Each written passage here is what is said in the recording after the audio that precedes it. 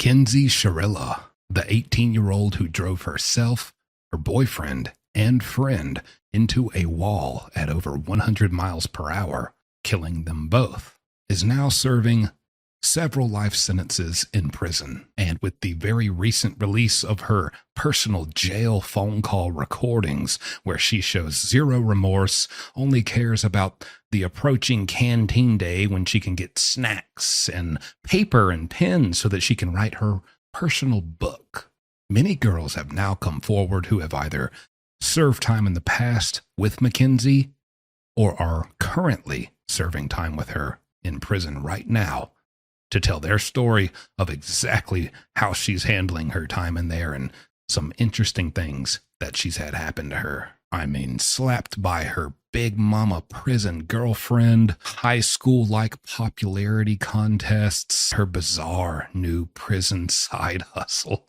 even an army of little fanboys sending her all their hard-earned dollars. All coming up. Let's get started.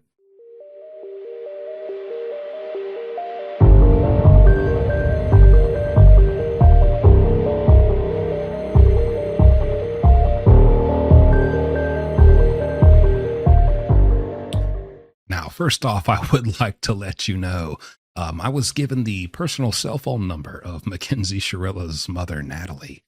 And I called. Of course, it went to voicemail, like anyone would do if a random number calls you. Sent her a good, nice text. Tried to be respectful, just extending the invitation to do an interview if you'd like to, and let her know up front, hey, here's my channel. You can look at the videos I've already done about Mackenzie. Obviously, I don't really agree with her or you, but just putting that out there. And if you'd like to come, I will allow you to say what you want to say and tell your story. But I do got a couple questions for you. She read it 2 minutes after I sent it. Never got a response, so not surprised. But I'm sure she checked out my channel and has probably been watching these videos I'm doing on Mackenzie, like, oh my gosh, my daughter got violated in the shower. Don't worry, she didn't get violated. She, by all accounts, she enjoyed it. That's what she consented, and that's what she wanted. She's having a good old time in there, Mom. Let's move on to a further, more extensive update I got from this person who is a community member of this channel, a viewer of this channel, Matt. But really the info was coming from his friend who is locked up, named Erica Rowe. If you watched my previous video, we already pulled up her information, confirmed that she's in the same unit, pulled up her mugshot, her charges, everything. She's in there for life, murder, and a lot more things. So Erica Rowe, she's in there with Mackenzie, and she already gave us just a little tidbit of what's going on. You know, she's got, she's in the shower. She had a train apparently ran on her by these two black female inmates that she was totally down with, using homemade, prison-made, kind of like how guys make shanks. Apparently the female inmates in there make toys, if you catch my drift.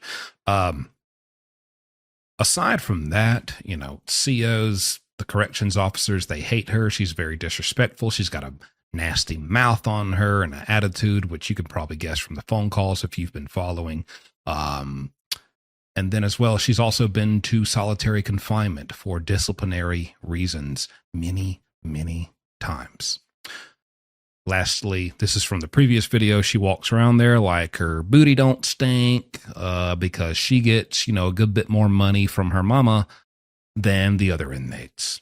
But now we're going to get a little more insight into that, because now that we've confirmed everything and that she is, I was able to see she is in the exact unit as Mackenzie. I mean, obviously we know this holds weight. This is, so he talked to her again on the phone, and this is what he came back with. He says, so one of the big black girls that took part in the train running's name is Tiffany Ridley. And I went ahead and looked her up, confirmed her location, confirmed her incarceration in the same cell block and unit as Mackenzie Shirilla. Here's her picture. There she is. He said, that's exactly how you spell it too. Thanks for that. That helped me find her. The other one goes by the name Bands. but not sure what her actual name is. She got moved out of the unit as well. So from what Erica told me is that basically Mackenzie is a bank. She's like a golden goose, a cash cow to those two black girls, and they are from Cleveland as well, and they were in the county jail with her, so they were already kind of setting it up to extort her pretty much. But she is willingly giving up the goods, meaning, they're kind of extorting her for money, but she's willingly participating in these actions, these pleasurable acts, okay? She is willingly giving up the goods. The corrections officers absolutely do not like her. They are constantly watching her because she's always getting disciplinary reports for just being disrespectful and not following the rules. And her mom isn't the only one sending her money. So now we're about to learn something very interesting. She's got a fan club of lame dudes sending her money as well. And I absolutely believe it. I mean, she's not the worst looking girl I've ever seen. She's, whatever. I mean, there's a bunch of doofuses out here who would probably see her and be like, oh my gosh, I could be the one as long as I buy her noodles and honey buns and Snicker bars. I'm sure she'll get parole in 15 years and then she can be my wife and I'll finally not be a virgin anymore. A bunch of losers supporting her, going to work, busting their butt for a paycheck, paying their rent, paying their bills, and then the little scrap of dollars they got left after, they're sending it all to her, thinking they're the only one, but there's probably hundreds of them. So she's got a lot of money coming in. That's what we're learning. I'm telling you, I said in my previous videos, just listening to her on the phone call, she is like the female Wade Wilson. And this even further solidifies it. Wade Wilson had an army of delusional women sending him money. Now you got an army of doofus loser men sending this girl money. For what? At least the delusional women with Wade could hide behind the lie that, hey, I think he's innocent. No one ever thought he was innocent. But, I think he's innocent, and so I'm supporting him because I think he's innocent, and that's why I sent money.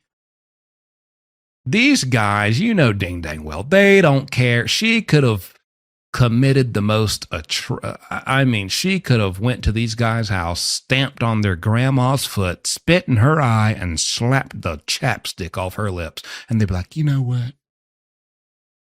You're kind of hot.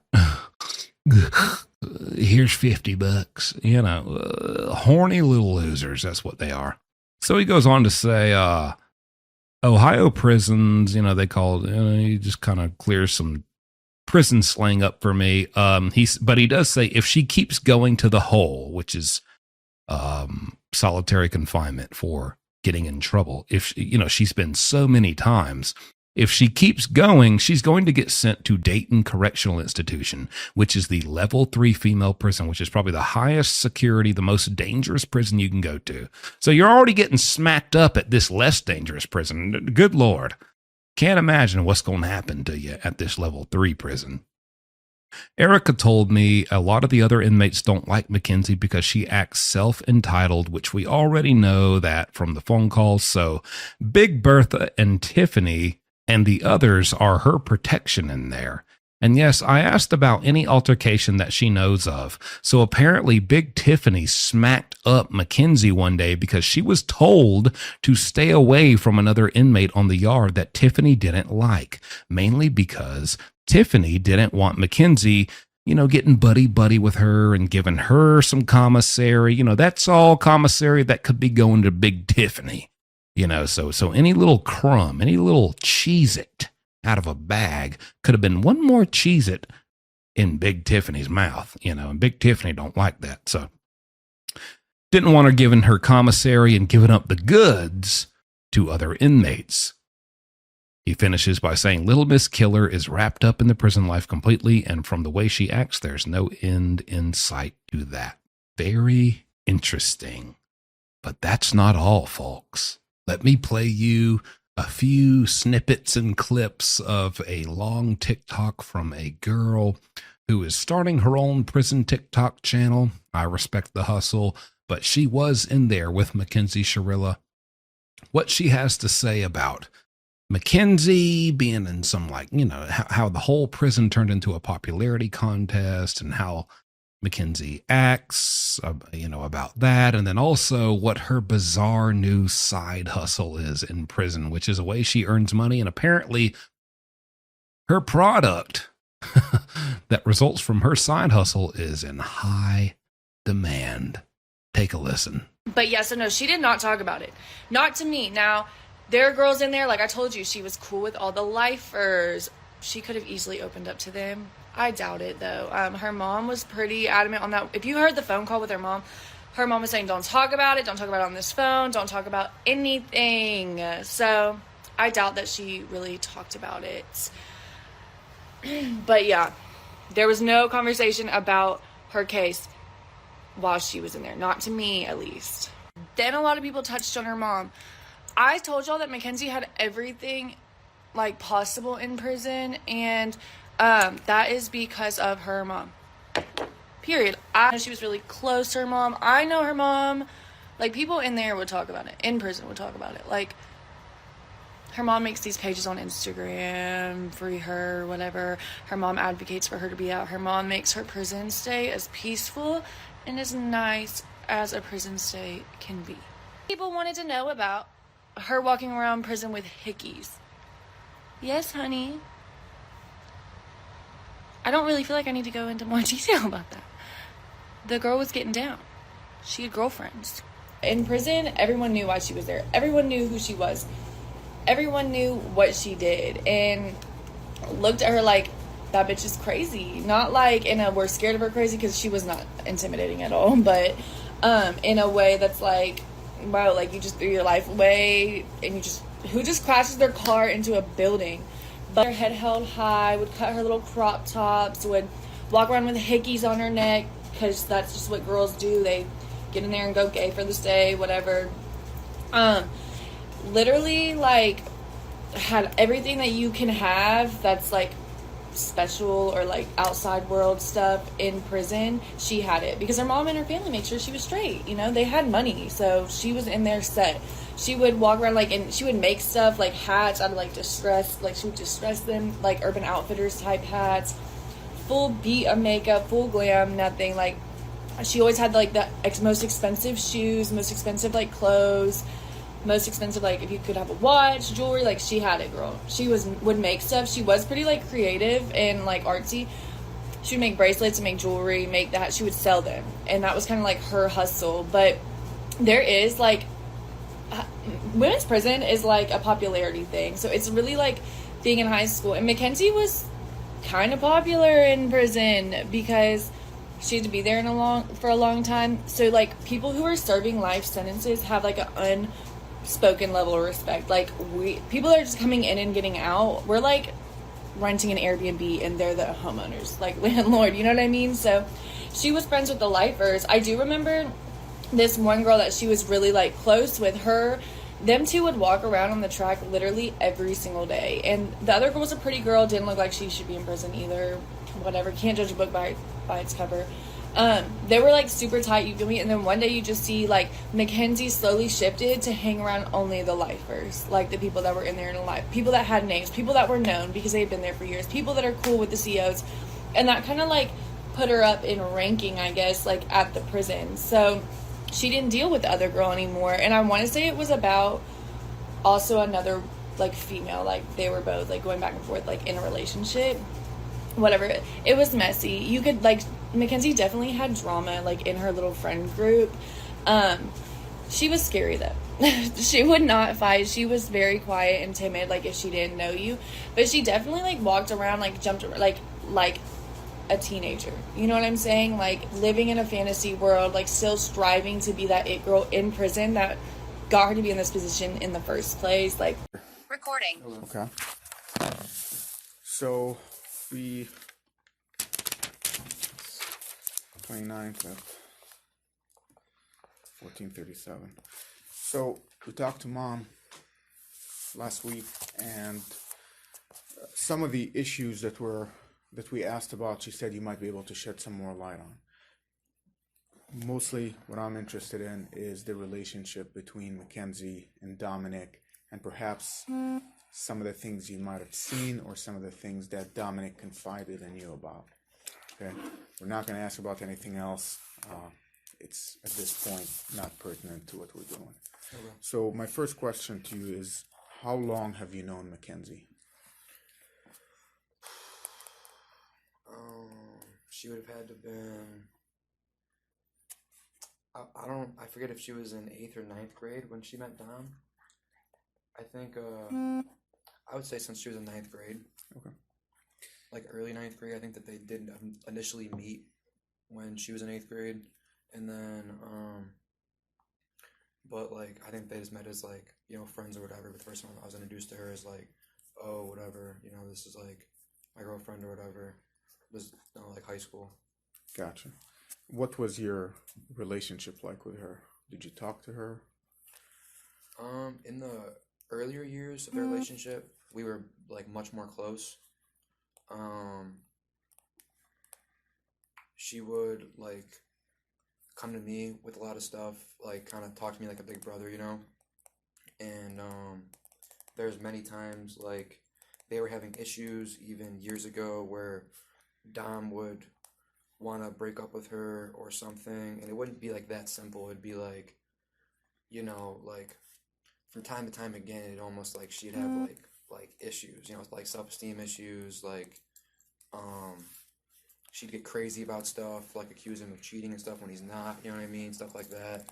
And just then for a while, you know, I would talk to her, and you know what I mean, then it would be like not constant, but there'd be like every like week, like couple weeks at one point, or like week or so, where they were almost breaking up, and then she'd be threatening to hurt herself. And this is back when she's in probably 10th grade, like she's still a sophomore. Dom's like a junior or senior or whatever, you know. And like yeah, stuff would arise, and it would like never really take like a healthy course, to be honest with you. Okay. And over time, my relationship with her really subsided. I stopped talking to her. I stopped like really trying to be there for her, because ultimately I just seen that she was very, very selfish. You know what I mean? Like for me, you know, like there's two types of love that you give somebody, and it's like I love that person unconditionally, and I want to see them prosper and be happy no matter what that entails for me. And there's a type of love that's selfish and restricted, and I want them all to myself. And that was Kenzie with Dom. It was the latter, not the first step. There was times where even in later years where, you know, Dom's old enough to like, you know, like he wasn't of drinking age, but he can go to bars and hang out and stuff, even though he couldn't like drink and stuff. And there would be times, you know, that one of my friends, because I'm 23, would be having a birthday party, and she would like forbid him from going, and it'd be all just my buddies, you know, because she'd be like, oh, there's probably going to be girls there. Well, if it's a bar, there's probably going to be girls there, yes, and there's probably going to be men there. It's going to be it's a public place, you know what I mean? Yeah. But she got weird over him going to public places, would like a lot of stuff. But Okay. all of that stuff like led me from distancing myself from her, because it just became a thing where I couldn't help her in my eyes, because she was always stuck on like a selfish path, like wouldn't like listen to me or take my advice, you know. And even even in like the aspect of like it's better to have loved and lost and never have like loved at all, you know. She never got that. It's always like no, blah blah blah blah blah, like I'll never let him go kind of thing. Gotcha. So let's go back to the crazy part. You mentioned that anytime Dom would kind of want to break up with her, she kind of would go crazy. Describe crazy. Like what kind of crazy? Like there is times where she called Dom and said, if you break up with me, I'm going to kill myself. Word for word. And then Dom, he was a very, very selfless person, and he did like obviously like they were together for a long time, and they built like a relationship, and they cared for each other deeply. You see what I'm saying? And even though Dom did care for her deeply, I'm not disputing any of that, but he's seen all the toxicness that she was putting onto him, and every single time he would try to distance himself like from that and say, hey, we could be friends, this and that, blah blah blah, still here for you, like, you know, but like I want to break up or whatever. She would say stuff like that. So how do you know that? If you don't mind me asking. So she told you, or she's told me, he's told me, they both told me. Okay. Like, this is her not recently, because like I said, like, we haven't been you know, close in like a long time.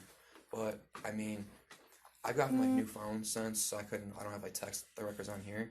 But if you went through the service provider or whatever, you can even find text records a couple of years ago of just like me having long paragraph texts with her telling her like this and that and trying to like be accommodating and nice to her about stuff, and her just not listening to a word I'm saying. And I mean, this is a while ago. On that note, before we go, have you had the same number even though you got a new phone? Has you've saved that number? What is your phone number?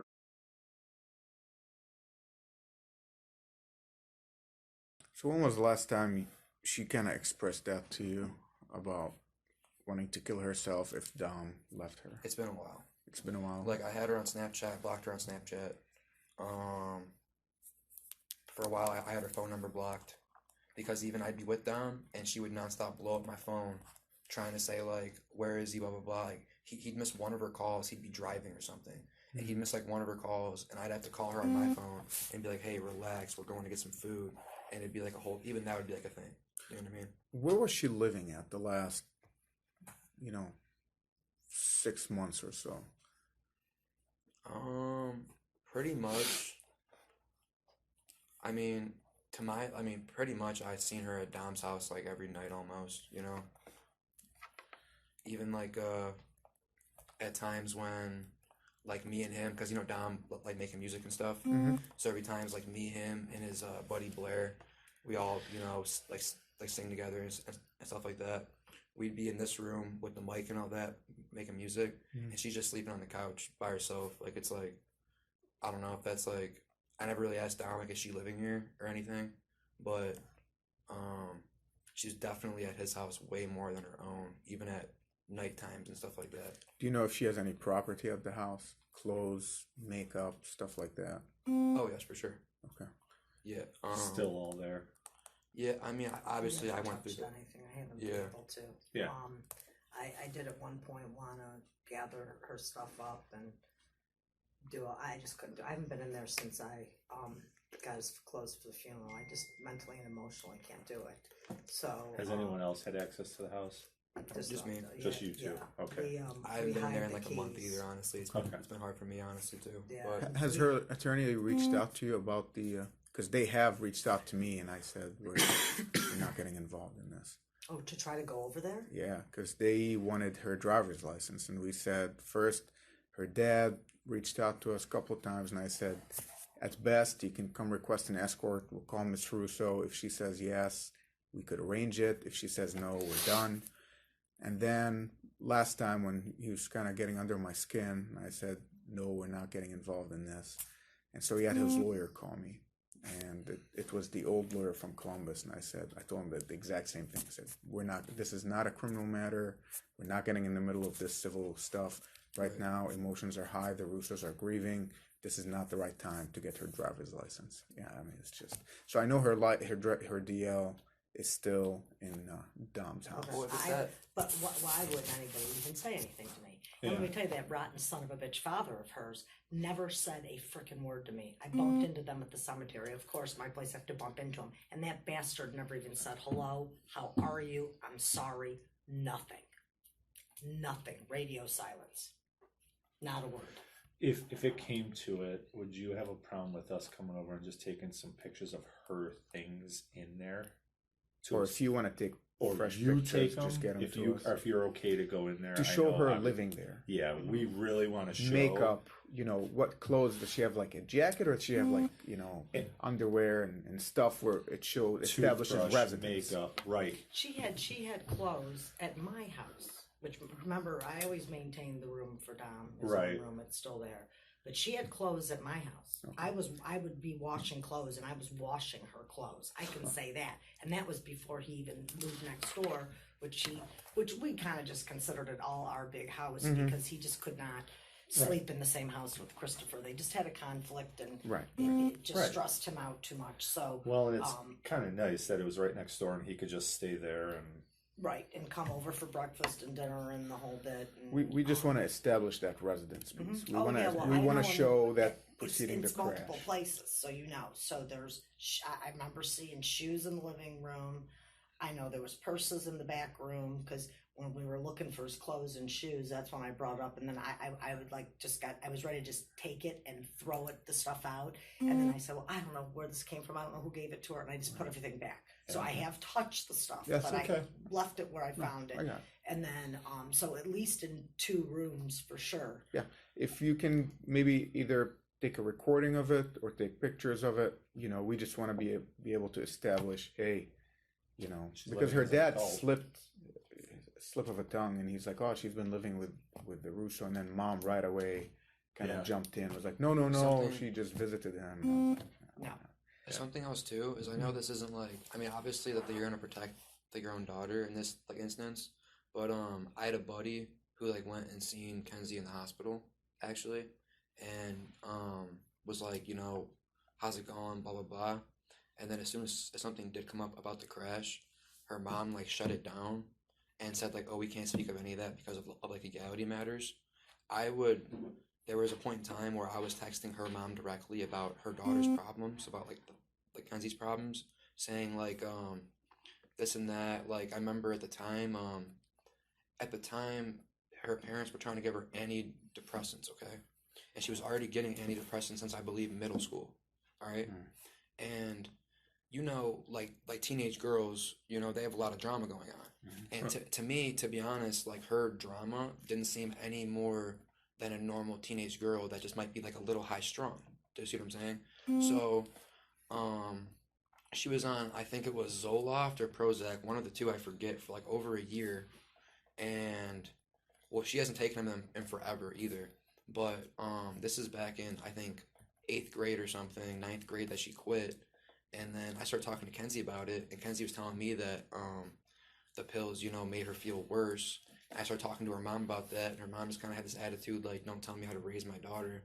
And I'm like, well, I'm actually like, not to say too much, but I'm a psychology minor, so it's like I know a little bit about this stuff, and she doesn't have any, you know what I mean? She doesn't seem like she had any issues, you know what I mean?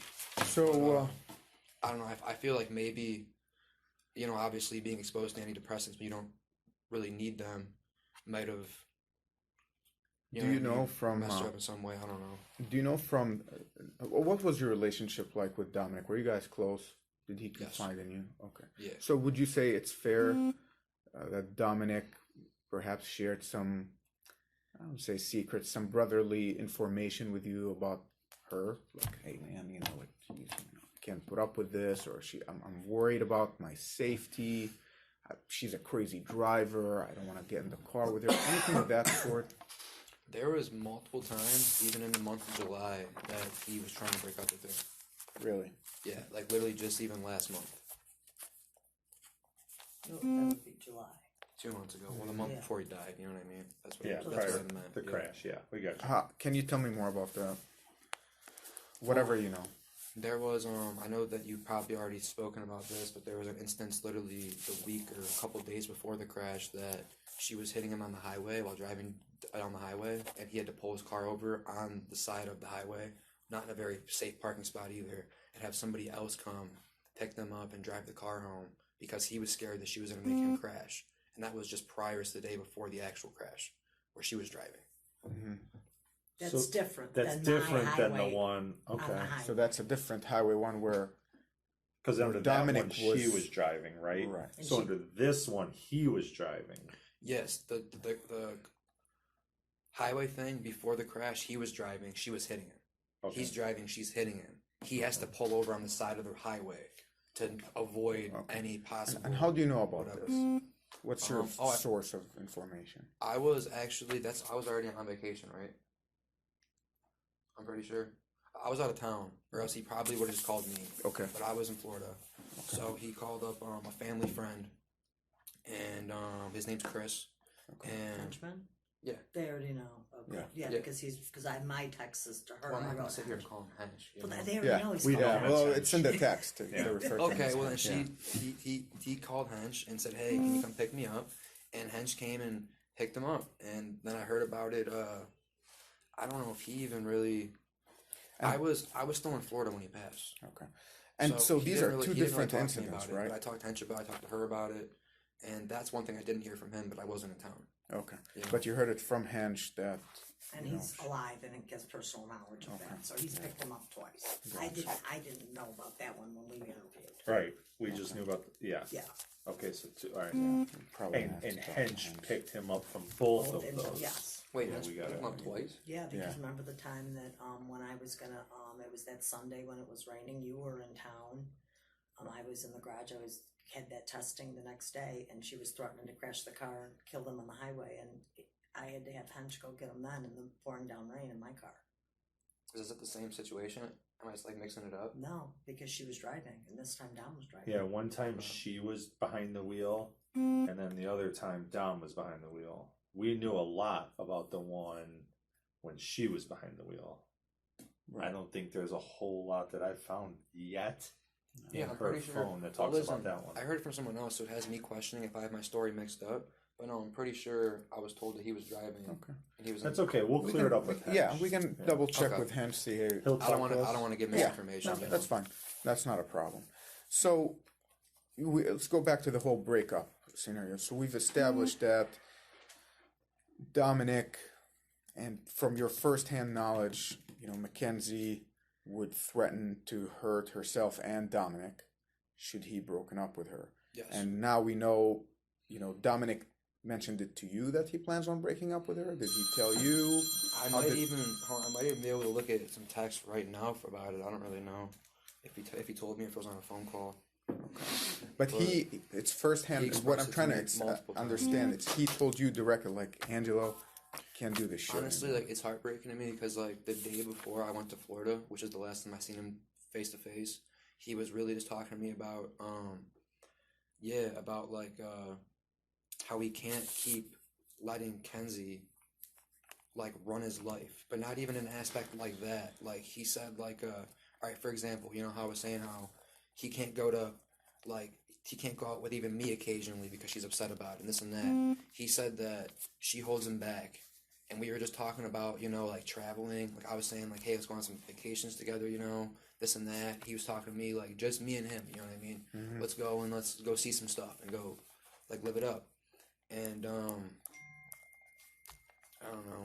He was just telling me about how he wants to travel the world, too, which has always been one of my dreams, to travel, like, the world, And, like, I think he was really, honestly, finally getting to the point to where, like, even if she was, like, saying, oh, I'm going to hurt you, he would have like maybe even taken that chance because it's been going on for like 2 years. It's really going on for like 2 years. Like they'd be good for like a month or two. Like sometimes they'd have 2-3 fights in a week. Have you ever seen them going at it, fighting? Yes. Maybe in the house. Oh, Can you yeah. describe what was it like? She honestly, like, he'll be like, dude, he would be so nice and as accommodating as possible to stop the fight. And she'd be one of those people that is just petty. You know what I mean? Just to the fullest extent. He'd be like, what's upsetting you? I'll fix it. And then she would just have some like snob comment. I can't even quote her word for word, but he's just like, I remember times him like expressing to me how frustrated that he was, saying, I do every single thing I can for this girl. I ask her, what's upsetting you? I'll make it better, this and that, blah, blah, blah. And she finds like any single thing just be mad at me about. You know what I'm saying? Mm-hmm. Like, it's like I witnessed it a lot too. Like, I don't know. Did even you just stuff with Did you ever see her hit him? Put her hands on him? her hit him. Like just go, or throw stuff at him, or No. Actually, now that you no. say that, I remember several times now, because my memory's getting jogged, that he would say, Mom, can you get Kenzie out of here? She's refusing to leave and stuff. refusing to leave. She's out of control. She's hit me. I do remember that. And I never and then I witnessed would it. get on the phone and say, just leave and go home. There's multiple times even pretty like recently before all this that Dom would have to call Kenzie's parents, call her mom and stuff, and say, hey, you need to come get Kenzie out of here. Like, she's refusing to leave my house. She's being crazy. And it'd be a situation where they'd be in a fight. Like, you know, keep in mind something stupid that she started. And he's like, listen, he's like, just go home. He's like, we'll hang out tomorrow. It'll be like a whole like new thing. He'd finally like get her out. She'd be the type to show back up at his house, pounding on his window. No, I'm coming in, blah, blah, blah. We're talking this shit out right now. You know what I mean? It's like, dude, there's times where that happened and we were in the house hanging out with him. He's like, okay, you guys just got to go home. You know what I mean? I got to talk to her. And it's like, I don't know, just really everything behind it, the number one word for it is like selfish and self-centered. You know what I mean? Like, doesn't really know how to like go through arguments properly, doesn't know how to do stuff like healthily, wants to. Would you attribute any of that to her age? What was there, 2 years between her and Dom? Yeah. About 2 years. But because early on, you knew her when she was pretty young, 9th, 10th grade-ish. But let's talk about maybe the last year. Did her like personality get worse, or has it always been an steady? Immaturity thing? So earlier or was years, it more of just an unstable thing? Earlier years, I just had more of a relationship with her as her big brother, so I just knew more of what was going on with her, like directly from her. Yeah. Okay? But her behavior never really got better. To me, it almost just got more drastic. Okay. Like before, when she was younger, 9th, 10th grade, she would go home when they were fighting or whatever, and then be texting him saying, oh, I'll hurt myself, blah, blah, blah, blah, blah. And then he's like, okay, please don't. We can work this out, whatever, you know? But then it came to the point where she's 16 now, she's driving, she's 17, she's even older, you know? She's driving back over, she's banging on windows. Like, her behavior became more erratic. Maybe also because she had more ways to let it out and to show that, you know what I mean, to come over or whatever. But, no, at first there'd be like, when she first lives started, close to you guys too. She's just down the street there. So, Angelo, have you ever been a passenger while she was driving? oh my gosh, I can't, no, never once. Okay. Do you know anything about her driving? Anybody ever describe her driving to you? I mean, she's told me, I've heard her say that she thinks she's a great driver. I forget who told me. I don't think it was Don. It might have been his buddy Blair told me that she's a terrible driver. No, never really like. I'd have to bring it up. I didn't really internalize it if I did have a convo about her driving. All I know is I never really wanted to get in a car with her, just because like not like saying like, oh, she's crazy and she'll crash the car on purpose or something. Like obviously I wasn't thinking that at the time, but just her high strung anxiety. Like she's just like a really high strung person. I don't know if that's the kind of person I want to be in the car with. You know what I mean? She kind of like has moments where she like obviously like loses her composure. Blair said, and I just have to repeat the way he says, is that bitch drives crazy. She would be speeding. And Oh, him and, yeah. and he said that I him would hear and about her Dom- speeding and driving crazy too. Actually, Him and Blair. Dom would bitch at her about the speeding. Who did you say went to West Virginia with them? Oh, it was Florida, the mother. Oh, Florida. That was her mom, but didn't your ex and somebody go down and meet them down? Me. You met them down. Did she fly to Florida? Her and Dom fly to Florida? They drove? They drove together like two They cars. drove in tandem with, so it's her and Dom and then The mom. her mom and, okay. But you guys flew down and met them down there. No, we also drove. Oh, you did drive. Okay. Yeah, me and my dad, we already had I guess they already had some trip planned where they were going to Orlando. And my dad wanted to, we never took like a vacation, just me and him. So he's like, hey, let's get in my car. We'll go hit Destin, go see your Aunt Sherry. And then Clearwater was right in between, like Fort Myers and Orlando. So then we met in Clearwater. I hung out for a day, you know, like me and my dad, Dom, Kenzie's mom, her mom, and her sister. Okay. What was she like down there? The If reason you remember. Oh, go ahead. I don't interrupt. Yeah, no, I'm just trying to think. I remember it was like a huge project. We barely even got to hang out because we got down there. You know, Clearwater, it's busy, right? So Kenzie's driving, right?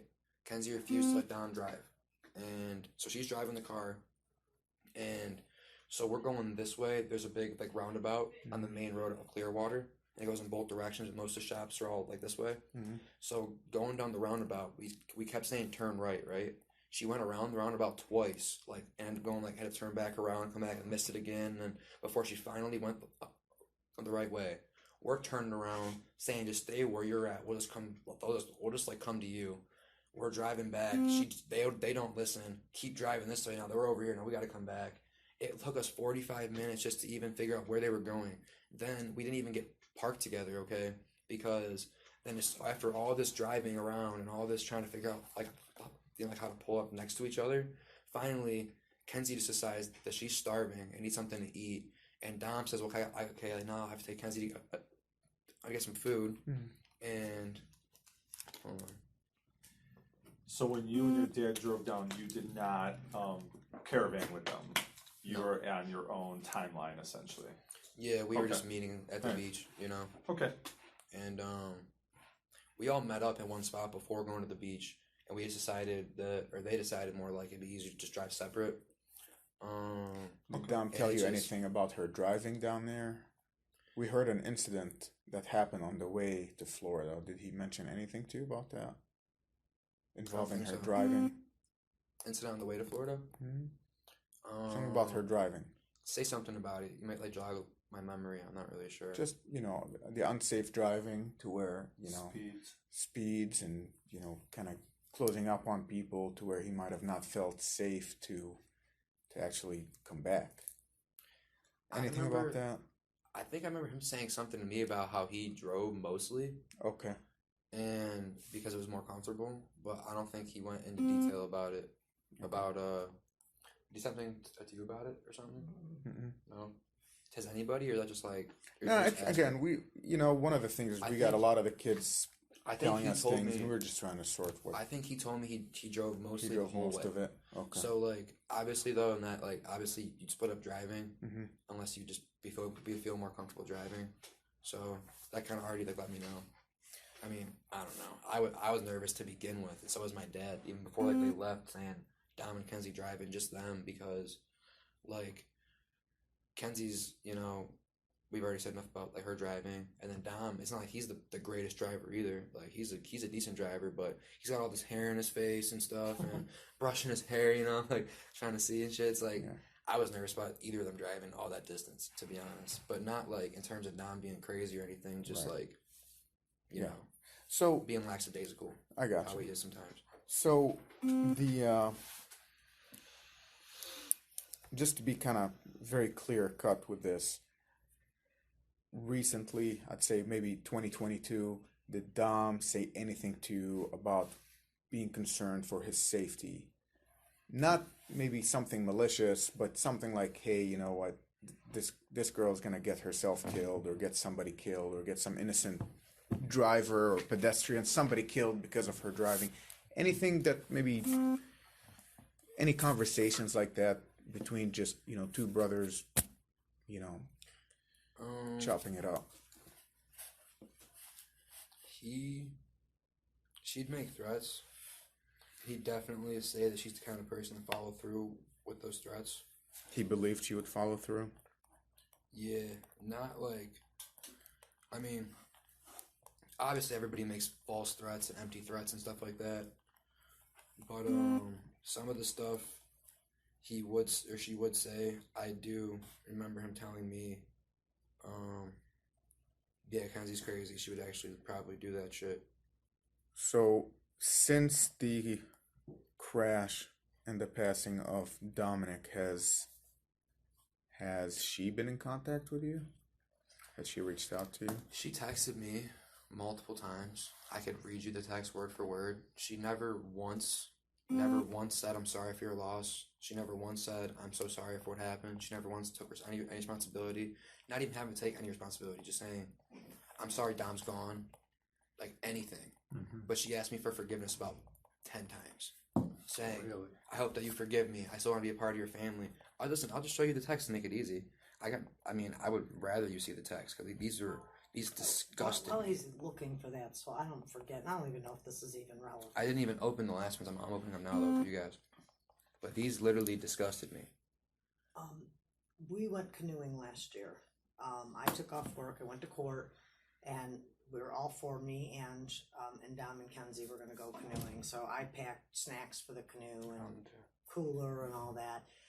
So we had a bag that had like chips and that sort of thing that was supper. You didn't put in the bags because so they'd crush. Well, we forgot.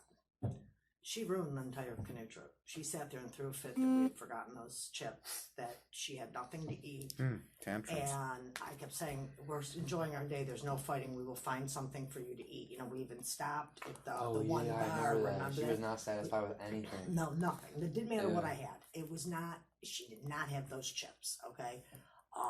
So we ended up stopping at one of the places that was like a bar or restaurant or whatever, and finally fed her or whatever. But the whole and Dom was just stressed out this whole time, just because she was so pissed about those chips.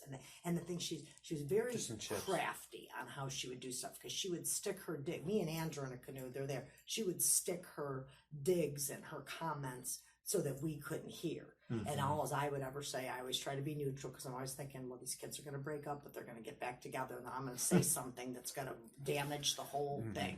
And I would just say, there's no fighting. We're having a great day. We're canoeing. We'll get through it. We'll find you something to eat. Don't worry. You know what I mean? Yeah. And it was just a big tantrum. I mean, everything was a tantrum. You forgot chips. Okay, I get it. Do you know what I mean? But that is not enough to be a tantrum to ruin the day. Okay. So Dom was 20, right? He couldn't even come next door to eat his mom's dinner half the time, because Kenzie would cry about how her food would have to be like gluten-free, everything, like all that, you know? And as a 20-year-old kid, and he's like the man, you know, he's cooking for her every single night. And then also, like, even just in terms of like relationship, not even like anything to do with anything else, I witnessed so many times her, like, him saying to her, like, I cook for you every night. Can you at least just like clean some stuff or like, do the dishes? And then she'd be like, make it like a thing. Like, this is like one of the things where I'm saying that she's petty. That she'd be like, oh, I'll do the dishes after you start being nice to me again. And then he's like, how am I being mean to you or something? It'd be like, it wouldn't even make any sense. It'd just be like, okay, like, I'm going home. Like, you know what I mean? Like, it's one of these days. I'm just going home, you know? Can we see those texts when she did not express First, remorse or apology or anything? First, I wanted you to kind of note how long it was since we talked before this. She texted me on August 6th, okay? Before that, the last time she texted me was May 7th. Okay, let me write this down. So May 7th was the last time she texted me, and it was just to say Dom's phone died. The last time she texted me before that was she was asking me if I could do homework for her, because she was too lazy to do her math work. Wow. And so, I mean, honestly, like, May 7th, and then when was the next time after May 7th? What was the date? August 6th, after the crash. Okay. That was the day she got her phone back. And you could read it. This is what she said, word for word. August. You want to read it out loud so we can hear it? No, I'll read it for here. It says, "Hey, Angelo, that's August 6th, 4:14 p.m. Hey, Angelo, I don't know if you hate me, but tomorrow for the funeral, would you be able to go in Dom's room and grab some photos from his desk for me and him so I could put them into the casket so he can be with me forever?" Doesn't say sorry, doesn't say nothing, doesn't say anything. It says, "Hey, Angelo, I don't know if you hate me, but can you go grab pictures of us and put them in his casket so I could be with him forever?" How, like, honestly, how psychotic does that sound? That sounds fucking twisted. She texted me again after that, and all just to say, please let me know. Then she texted me again, August 23rd. Actually, she did say sorry one time. First time that she ever said this. She said, here, you can read it if you want. It says, "Hi, Angelo. I just wanted to say I'm so sorry. I know you probably think this is all my fault, and I'm not asking you to feel bad for me, but I just wanted to say I'm so sorry, and I know you miss him so much. I wish he was here too. This should have never happened. He loves you so much, and I know. Yeah, I know. You know that. I don't even know what to say to you or just feel so bad. I hope you guys can forgive me, because I'll always look at you guys as family. You don't even need to respond to me. Just wanted you to know I'm so sorry." Okay. But see, even these texts that she sent me, even in this one, okay, it maybe would have been something if it's like, hey, if it was just I'm so sorry, you know. But then she has to go just one line. It's one sentence of I'm so sorry, and then it goes, I know you probably think this is all my fault, and I'm asking you to feel bad for me. why would I feel bad for you in this situation? How to take you one sentence of saying sorry and then just to go to that, and then you're gonna say, I know that since we gave her it's phone like, back and then she to says, her, I hope you guys can forgive me. In the first text where you finally apologize, right? So I'm finally saying, I'm sorry I killed your brother. I hope that you forgive me. How's forgiveness and me feeling bad for you even on your mindset? Like, how is it even on? Like, how's it even on there? It should literally be like, I'm so sorry. Like, I about the pain. Like, it should all be about who you're texting. She's worried about what you think of her, so she's using the I'm It's sorry everything. as a buffer. Like the whole entire consistency of her is just she's just self-absorbed and self-centered. Everything that she texts me, even if she's finally saying I'm sorry, it's about her. It's not even about me. so I know since we gave her the phone, she's been back active on social media and all that. Any of your friends screenshot you anything? Have you? You know, we've received some photos of her in the wheelchair out and about. I could definitely get some screenshots. I'm not on social media much at all. Okay. But the first thing I did hear of, and at the time, we didn't even know if this was her mom or her or what, because we didn't even know if she was even awake to use a phone. We didn't know how severe her injury was or anything, you know. And the first thing I seen from her, she didn't text my mom. She didn't text me. She didn't text my dad. She didn't text anybody in my family. The first thing I seen from her contacting anybody was she texted a modeling agency that reached out to her and said something. And she went on Instagram. But that was before even, like, you're going to go and reach out to a modeling agency on Instagram, like, I want to use your picture before texting Several people in Minnesota. That. many people in between that should have gotten that text beforehand. You know what I mean? Right. And then, like, her mom, her dad has still never even texted me once. I already previous to this had somewhat of a relationship with her mom, talking about her daughter's issues or whatever, and what I think or whatever, and you know, and it wasn't like we never talked before. You know what I mean? I'd come say hi to her in the driveway. You know what I mean? When she was dropping her off, and before she was driving, that was a while ago, but she definitely has your number. She could have. She's never said not even a word, not a peep, neither from her dad or nothing. You know what I mean? Do you? I was just gonna say that just a thought that she always is concerned about who hates her. So again, like I have to see her at the cemetery all the time. Now she's been sort of telling me when she's going, so I've been able to kind of avoid it. But I'm still talking to her. Yeah. Told you I would. Right. Well, plus she dangles all the pictures of Dom and videos and claims she just found this. Let me send this to you. And I know, just, come on. That's her way of just here to keep talking. But anyway, the one kid came over and introduced himself, said he never knew Dom, but he was good friends with Davion. They had met at Grace Church and blah, blah, started talking. And, you know, so I saw Dom's mom and Mackenzie was there. And there was another lady there with her daughter. And I think the dad was there again. And she said, well, just thank you so much for not hating me. And then every time, I'm just so scared to be here. Everybody in Strongsville hates me. I don't know what to do. And I said, I'm sure that people don't hate you. You know what I mean? But she went to that concert in the wheelchair that Cub Kitty or whatever his name is. Kid Cudi. And she was there with her girlfriends and the one girlfriend's mom too. And they had her in the front row. And then she was getting piled on, I guess, because they get all, and I'm hearing this all from her, okay? You should not be in a wheelchair and be at a concert. They were all piling in. I guess they do this dancing and they squish up and everything. So, you know, the monitors had to move her to the wheelchair to a different section and all of that. But, yeah. And I forget the girl's So name. which concert was that? Because there's two that she's been to. Listen, Oh, and there's listen, two. I just only for This the is record, Nautica. This is the one at the Nautica Pavilion. listen, here's the thing too. We got pictures like from Kid Cudi. somebody from Strongsville who was there.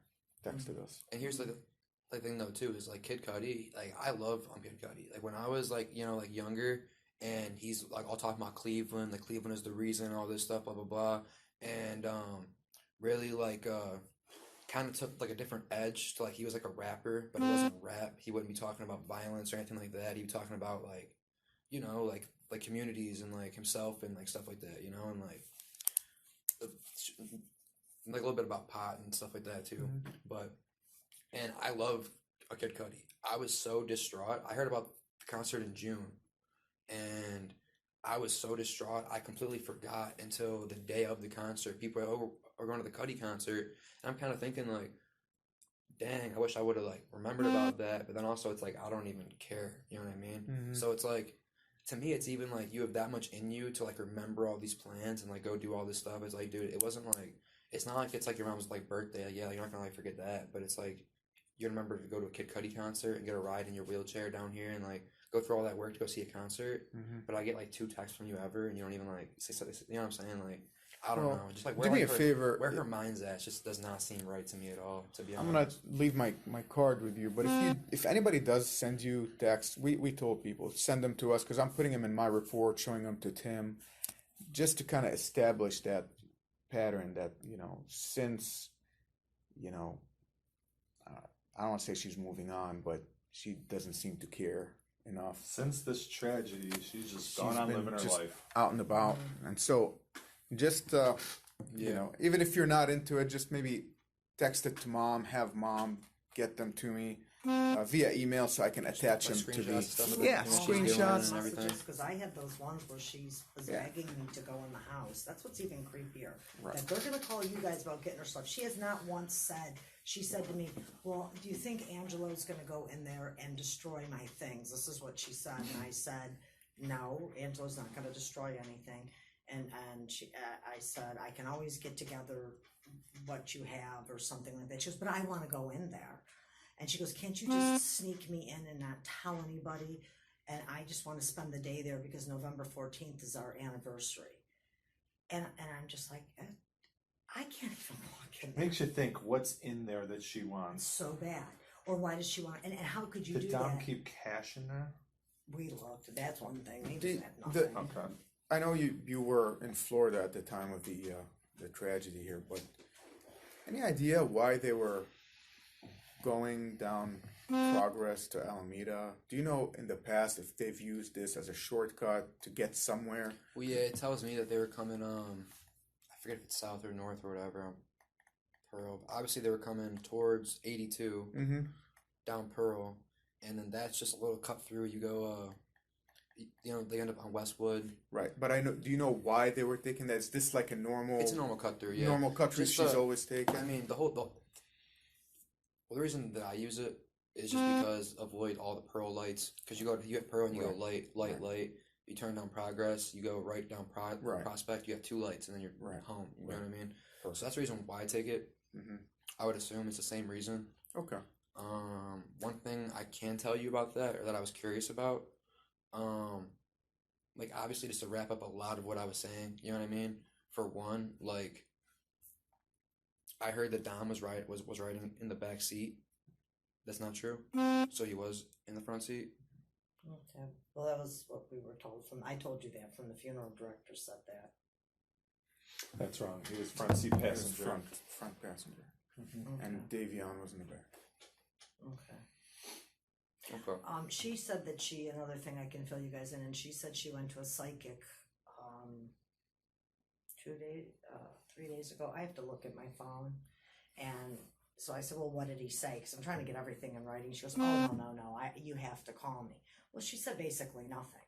But what she did go on to say was that, the psychic made it very clear to her that the accident was caused because she swerved left. That's what I'm saying. So I'm just telling you, this is the latest story. Okay. That's her story. Yeah. Good. Yes. Tell her to stick to that. Yeah. I mean, Tell her to stick to that. yeah. So that was the other thing. And you guys also need to be aware, which I don't. Wait, but listen, here's the thing I don't get. She said that the psychic told her to swerve left. No, that she swerved left. And that's why it happened. Well, she swerved right off the road. I'm just telling you. I don't know the details. I'm just repeating what I'm finding out. And now you made me forget what else I wanted to say besides that. Sorry. It's okay about the psychic. Oh, you guys should know that. So Dom's birthday was Saturday, and he always went to dinner with his friends every year. That was a tradition. And there's times that there was family there, and sometimes it was just the friends. So I told my ex that you're welcome, but we're just gonna, you know, guess what are we gonna do? And I said, we're gonna go to dinner with his friends, just like he would if you're welcome, but nobody else when I'm inviting. It's just what Dom would have done or whatever.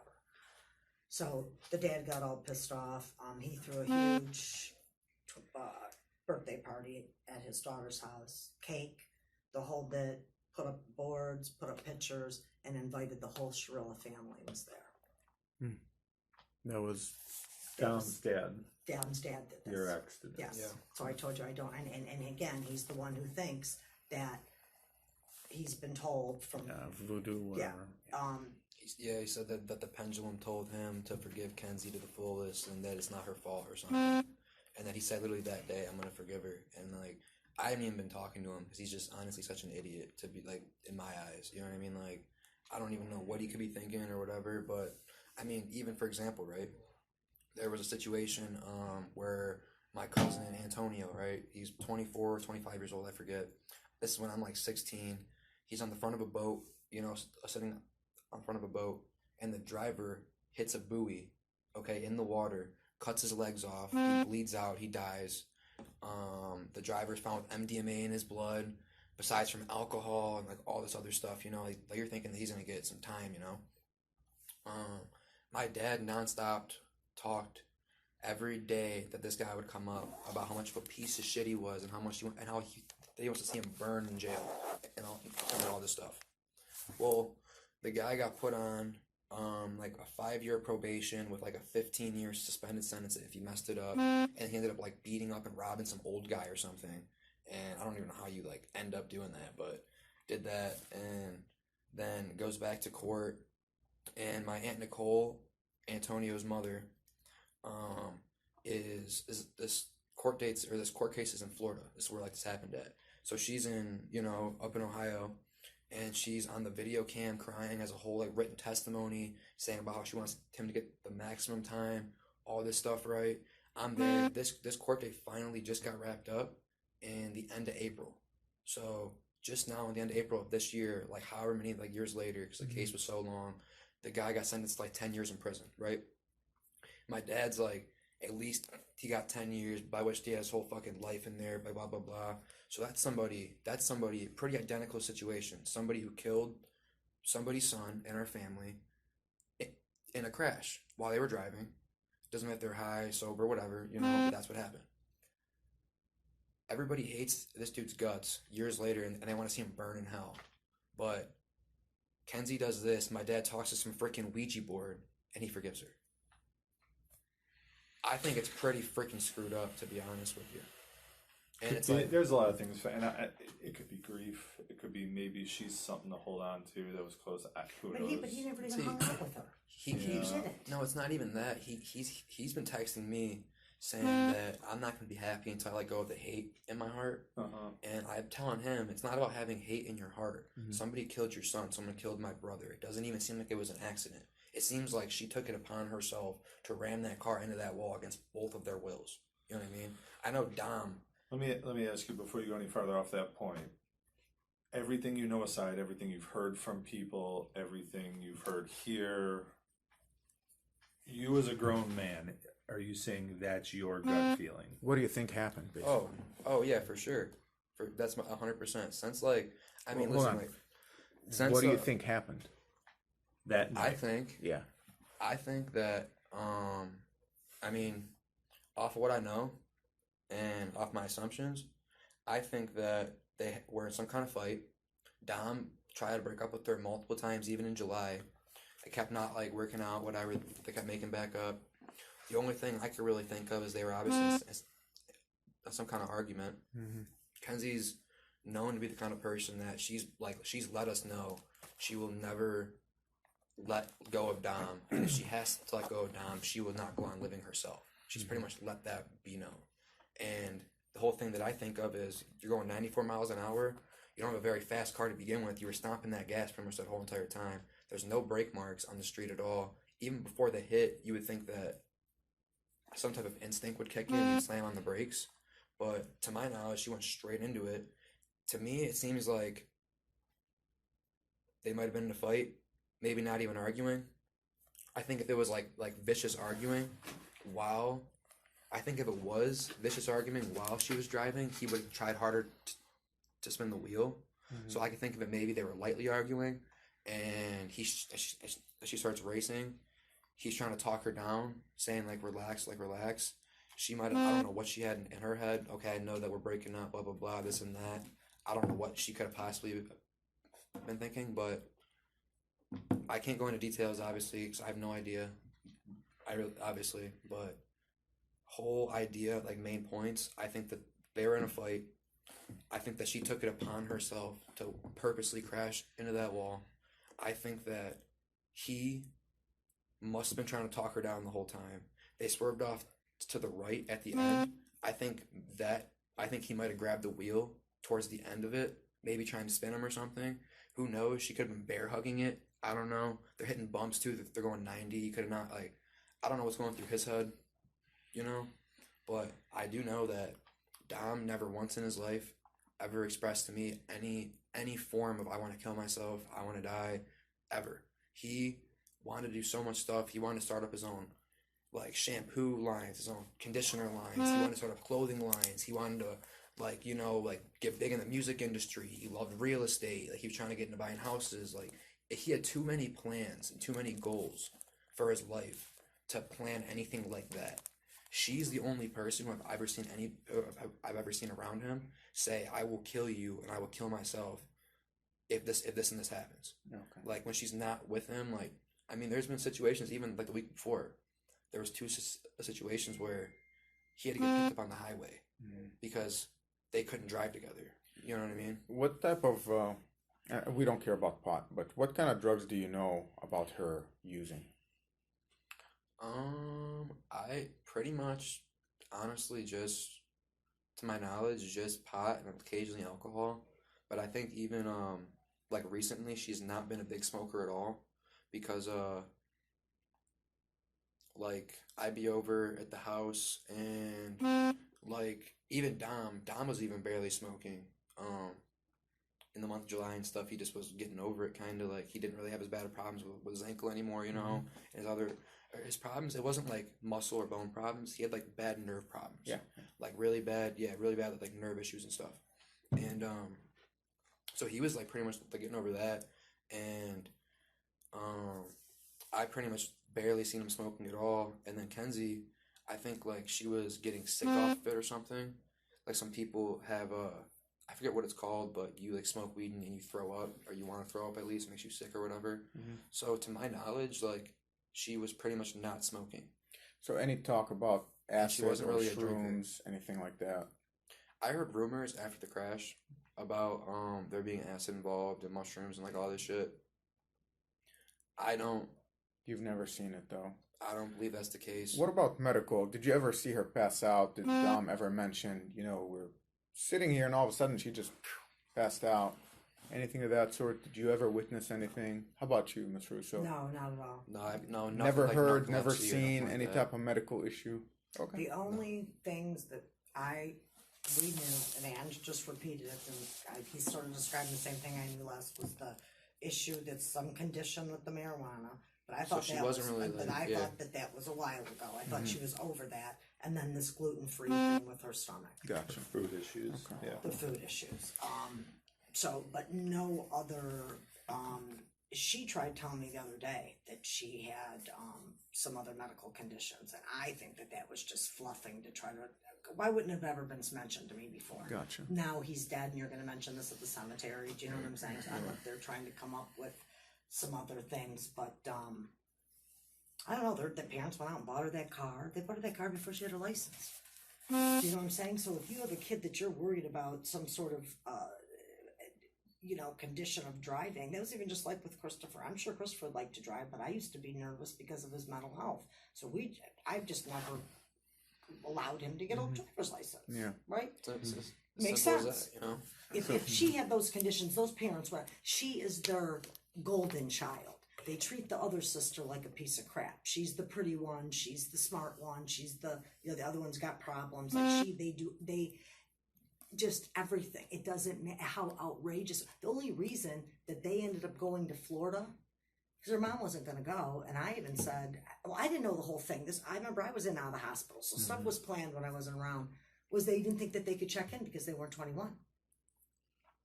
So then the mother decided, well, I'll just go with you then before. Originally, she was just going to drive down there to check them in and leave. Yeah. This is the I stuff heard that, and I was like, do. what? They are out of control with her. Oh, listen with though. her. And she was a juvenile at that point. I didn't get to finish what I was saying about her smoking and drinking. Her drinking though, like the only times I've ever seen her drink, it's not like she's drinking liquor or anything like that. She's type drink like a Smirnoff Ice, like one of those like sugary malt beverages. You know what I mean? Drink like 2 of them and be fine. You know what I mean? So not be fine would be like buzzed or whatever. Or like, but like she wasn't really like. I mean, she's Getting tiny. slammed. Yeah, You know. not a drinker really, not really a smoker either. Honestly.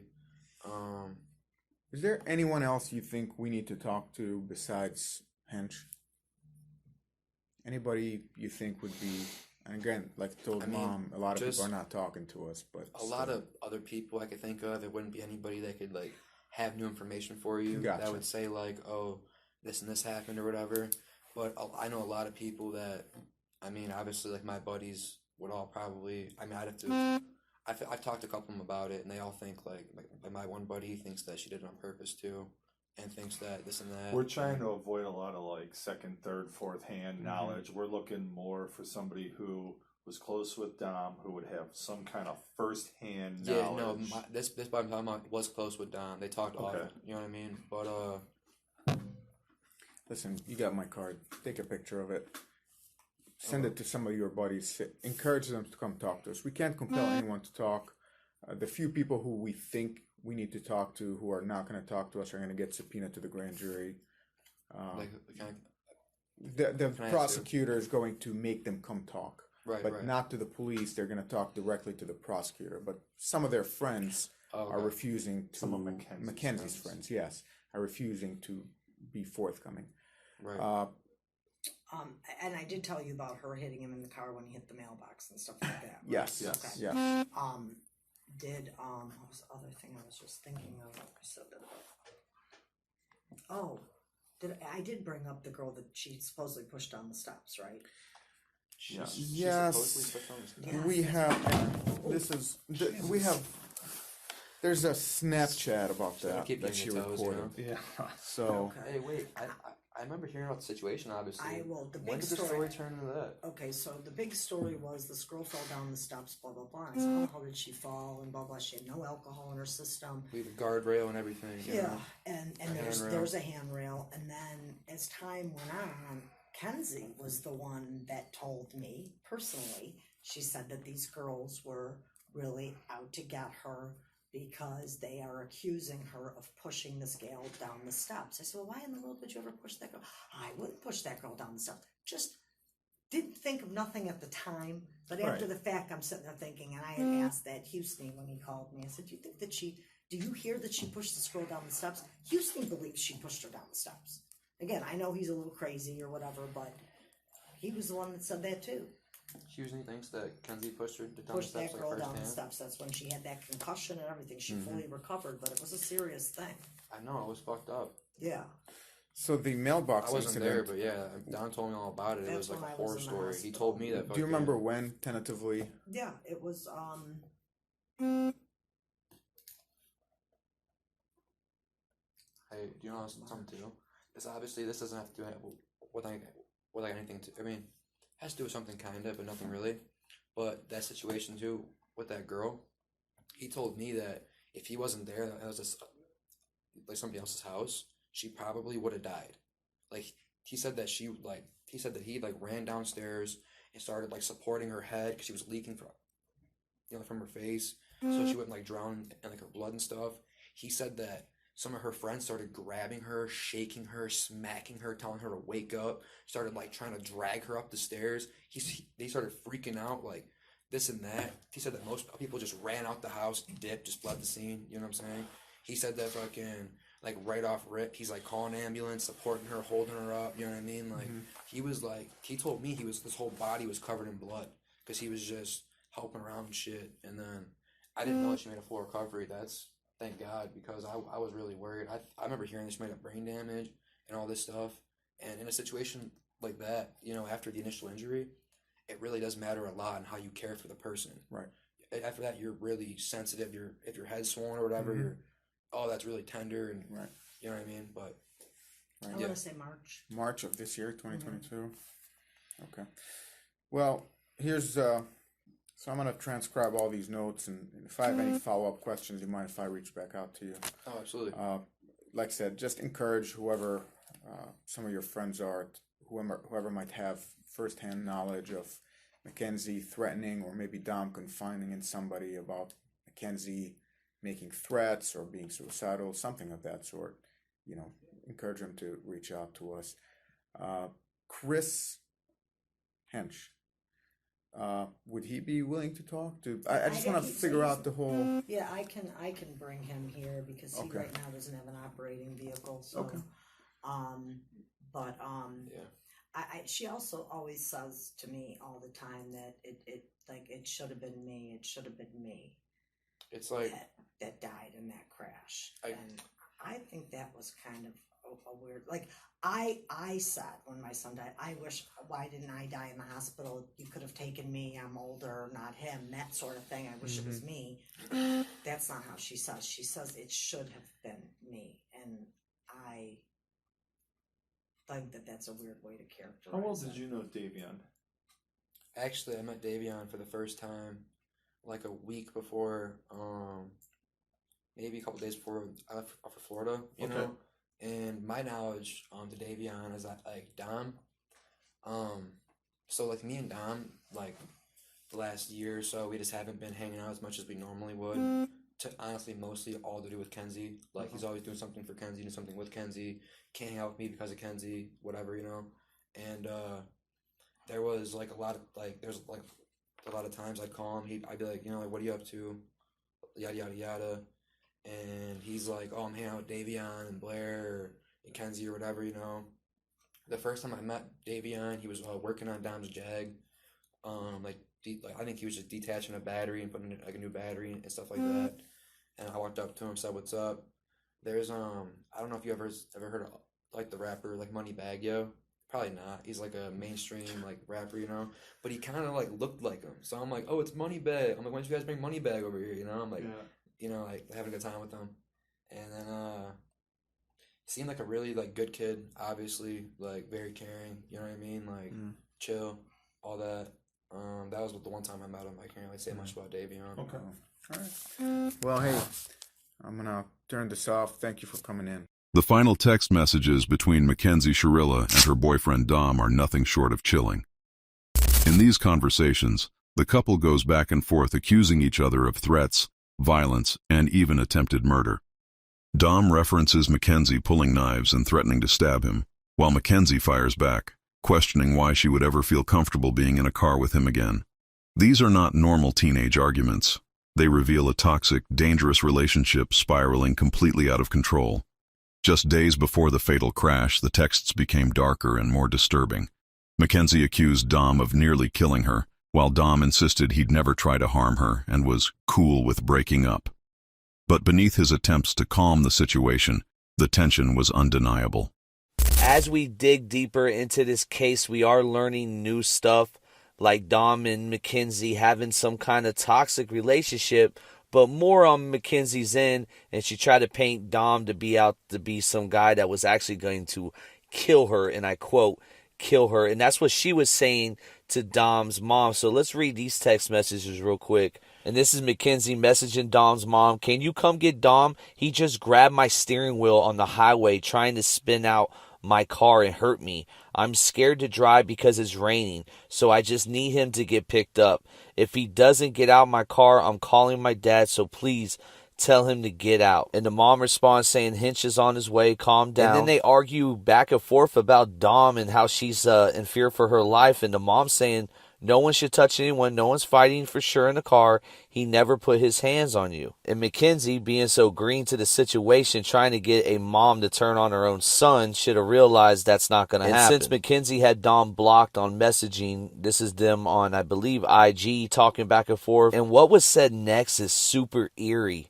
He says, no, I was saying if I was trying to kill anyone in that situation, and he's talking about grabbing the wheel, that he would die first. Now, when you first look at this, some people are like, oh, Mackenzie was in a toxic relationship and Dom tried to do it to her first. But that's not the case. See, that little situation, nothing happened. No wreck, no one crashed into a wall, nothing like that.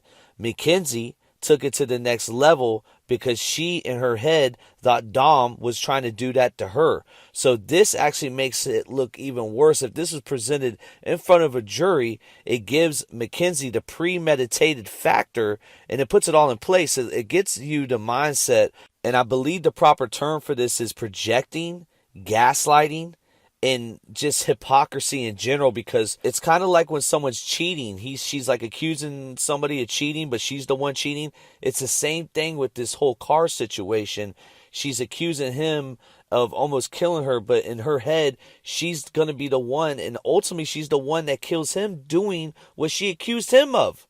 That's why I'm saying this is projecting, because at the end of the day, I know it happens, it's rare, but you're never going to be with the one you're with in high school. You're going to move on, find somebody else. It's just like puppy love. And they were on the tail end of their relationship. And I believe Pino and Raw Talk said it too. I can't have you, no one else can, because that's what ultimately ended up being the motive. Their relationship was coming to an end. She had a fallout with Dom's mom, and she'll never gain that respect from Dom's mom. She never liked her. That's why in the body cam, you can hear her in the background saying, what did she do? What did Mackenzie do? There's everybody sleeping. Angela's in Florida. Wait, where's Mackenzie's mom? Okay. They're down at Metro right now. Okay. The other two passengers, like I said, was Davion and who we believe is Dominic, okay? From what Mackenzie told us. Okay. Both Davion and Dominic are deceased. Oh, God. Yeah. Christine. Oh, God. Just sit down. Oh, God. Just sit down. Oh, my God. Krista's going to come outside. That's okay. Christine. Yes, just take a deep breath. It's okay. Oh, my God. Christine, No. Christine, Please. No, I think he can't be. What did she do? Christine. What did she do? It would be best. Oh, my God. Oh, my God. Is there somebody else we can call for you? Oh, my God. Oh, my God. Is there somebody we can call for you? Okay, wait. Okay. Oh, my God. Oh, my God. Now, I honestly think they should play this clip of the mom going through this suffering in Mackenzie's cell for the rest of her life, so she understands the damage she done to people.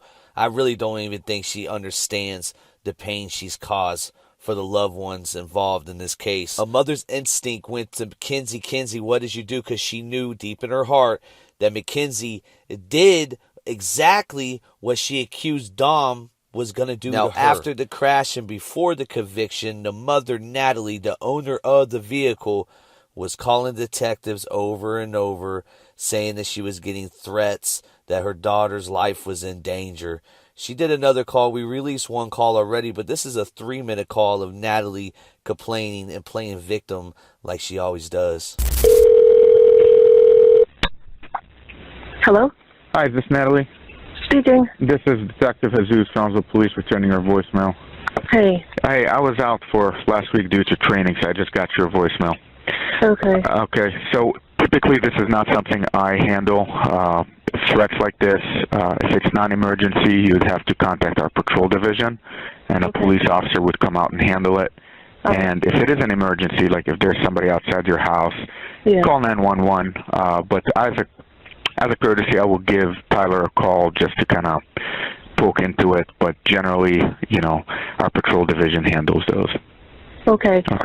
Nothing has come up yet. We're obviously very nervous and worried still because there's been a couple people who've made evil, hateful threats. And it may have been off the cuff because, emotions are awful high and terrible. and stuff. But I appreciate your call. No, of course. Like I said, I'm sorry I didn't call earlier, but if those rise, so there's a lot of rumors, right? I think we've both established that, and a lot of them are not credible. But we do want to address them. So, like I said, if you see, especially if it's on social media, something posted, not just, hey, I heard from so-and-so who heard from so-and-so. If it's something credible, please call our patrol division. We'll send an officer, and that officer will follow up and generate whatever necessary reports. And ultimately, if it needs to come up to our detective bureau, then we'll look into it. But in the meantime, if you see somebody outside your house, or you feel like somebody's in the area, call 911. Like this rises to the level of exigency. Okay. Yeah. Okay. Is Mackenzie doing okay? Is she out of the hospital? She's right here next to me. Oh, okay. Sounds good. Well, hey, hopefully she can put this behind her and move on. I can't. Okay. Sorry. We cry every day, all day, probably for the rest of our lives. So, but thank you. I appreciate your help. Not a problem. Like I said, if you need anything, don't hesitate.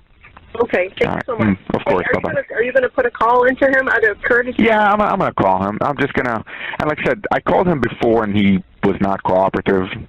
So I don't know if he's going to answer.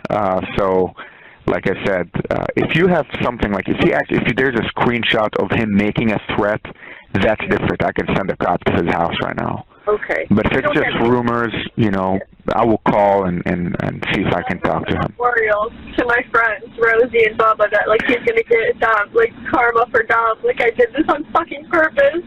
Well, he's gonna hurt me, and he has plans for me when I get out and stuff. And he told one of my best friends that.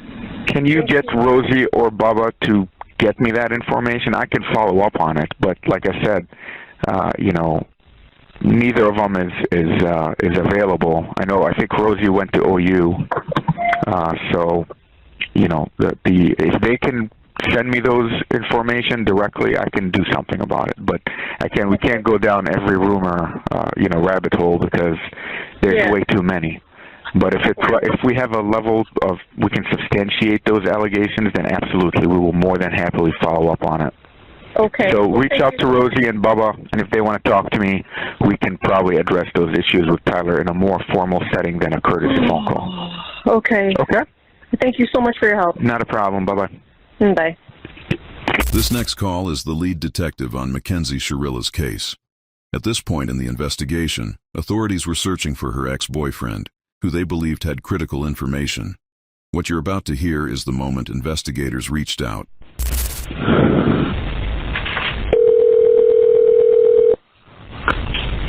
Hello? Hi, is this Deanna? What's that? This is Detective Jesus from the police. How you doing? I'm good. How are you? Good. Deanna, I haven't heard from Tyler. Were you able to get in contact with him? Yeah, he's taking the time to call you back. I don't. It's just so weird to me. I think he's just afraid of Mackenzie's friends and stuff bothering him if he talks to you guys. I think that's the main thing that he's worried about. Well, at this point, the prosecutor wants to hear from him. And so, there were statements made by you when I called you the first time that, Mackenzie made threats in the past, so with him being her ex-boyfriend, we have to talk to him. He can talk to me, or I can let the prosecutor know, and the prosecutor will subpoena him and compel him to talk. So at this point, I would really like to do it the easy way, but the prosecutor deemed his testimony necessary for the investigation. So you can come up with him. He's not in any kind of trouble. I'm not going to call and tell her friends or anybody. I think that's the main thing he's worried about. What he's telling me is that he's gone to school with all these people, and even though he just doesn't want people to be on top of him because of him just telling the truth. I understand, and he but doesn't know, what kind of consequences that just come with that. And I think the consequences of not, providing the information as far as the prosecutor is concerned is going to be a lot worse for him. And that's not a, I'm not trying to coerce him into talking to me, but like I said, given what you said and given his prior relationship with Mackenzie, there's no way around it. The prosecutor will subpoena him. And so he's better off coming here voluntarily. We'll have a chat in the lobby. You can come with him if you want. 20, 30 minutes top, and he'll be on his way. It's not, like you guys aren't trying to make it public that he's coming in and talking to you or anything like that. It's not. We've talked to a bunch of her friends, so I mean, everybody's telling us bits and pieces, like a big puzzle. He knows a piece that's necessary. Honestly, if that was my son in the car, I would want to know everything. I would want justice. I would want peace. I would want to be able to know and the families of Davion and Dominic deserve justice for their daughter. And like I said, it could just be a car accident. I mean, we don't know. That's what we're trying to figure out. He's not trying to throw her under the bus. He's basically just trying to shed some light to either, add a piece to the puzzle that can clarify things. And, like I said, he's not going to, we're not going to put it on our Facebook page that, today we talked to Tyler. No. But like I said, if he doesn't talk to me, I have to tell the prosecutor, and the prosecutor is going to send him a subpoena to come to court and testify in open court. You don't want that. So, I just wanted to call you. I just don't understand. Like, I don't think that. Well, at this point, I need to talk to him face to face. Yeah. Because he's been dodging me, I'm not going to play over the phone because I don't know if it is him. How would I know if it's not somebody else pretending to be him? So he needs to come to the police station. We'll sit in the lobby. He's not under arrest. He's not in any type of trouble. But we've got to talk, and it has to be sooner than later. Before next Friday, I have to talk to him. And if I don't, then, it's in the prosecutor's hands. So I don't know if he can hear this conversation. No, he's not with us. Okay. This needs to be conveyed. I mean, this is very, very serious. Once the prosecutor issues subpoenas for testimony, it becomes a big deal.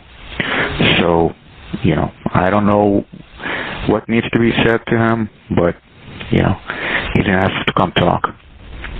Okay. Okay. So, what exactly is your relationship to him, if you don't mind me asking? Of mine? Yeah. I'm his mother. Okay. Yeah, perfect. And so, do you have some influence to be able to convince him that it's the right thing to do? He's 19 years old, so, I only have so much convincing to do, especially if other people are, like, talking, and all those friend groups are, saying not to say things, and, it makes it difficult for... I understand, but you made statements on his behalf that now makes him a material witness. Yeah. And so, I've already told him he needs to come and tell you guys, and it's not fair to the two families that were there. They do deserve justice, Absolutely.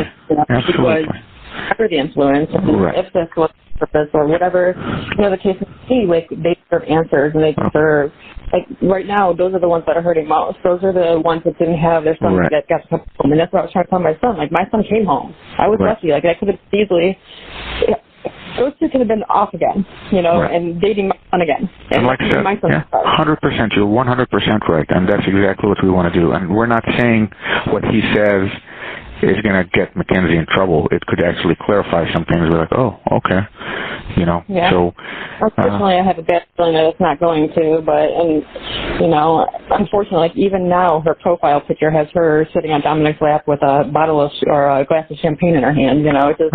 And so, we can't keep tracking down, like, social media posts and not be able to verify first-hand information, you know what I mean? Oh, yeah, I totally get it. But I'm saying, like, when you're drinking, driving, or doing drugs and doing things, consequences happen, and... Okay. Well, like I said, I would really like for him to call me, preferably today, to schedule an appointment. If he does not, by Wednesday... I've already told the prosecutor that he's kind of dodging me. So as of yesterday, 4 p.m., the prosecutor knows his name and knows that he's not cooperating and that he's a material witness. And so by next Wednesday... I should say you should subpoena him. Like, he told me this information. He told me that he thought I should tell you guys, and I felt like I should just because if I was the mother, I would want justice, and if he's not doing what he's supposed to do, and if he's not there by Wednesday, I 100% should do that. Right. Is there... like I said, I don't want to come off as being aggressive with him, and I'm not really, but, the information he has is very, very important. I agree. So You know, I'm actually disappointed that he hasn't called you back. He literally told me he was he's been dodging. I have called him, I kid you not, maybe 10 times. I kid you not. And he's one of two people that are material to this case. Yeah, and even if he's not going to say, or even if he's not even going to give you exactly what you need to know or anything, like even a return phone call back to discuss it with you. Like, you know, and it's easy. Oh, you're absolutely right, ma'am. All you have to say is, call detective, I don't want to talk about this. Click with him. Like, because now I don't have to keep calling and calling and calling. Now I can just say, hey, prosecutor, he doesn't want to talk. You're wasting my time. I think it's really rude of him. I really do. Okay. And I'm going to let him know. Can you please convey this message to him? Yeah. Like what you guys do, like you guys put your guys' necks on the lines every single day, you know, and I date her, so it's like I totally respect your job. I appreciate everything you guys do. Thank you very much. And it makes me very mad that he's not getting there are two grieving families, and they want closure. And, you know, we're not saying that Tyler's testimony or what he has to say is going to be condemning or going to close the case, but it's an important piece. So please tell him to at least get in contact with me. By Wednesday, he will get subpoenaed by the prosecutor. I mean, if I don't hear from him. So you got my contact info. Please convey this. I will attempt to contact on Monday. I will keep trying to call him every day until Wednesday. And just one more time, I want to make sure I gave him the right name. I have you as Officer Hazou. How do you pronounce that? Hazou. First name is Zaki, Z-A-K-I.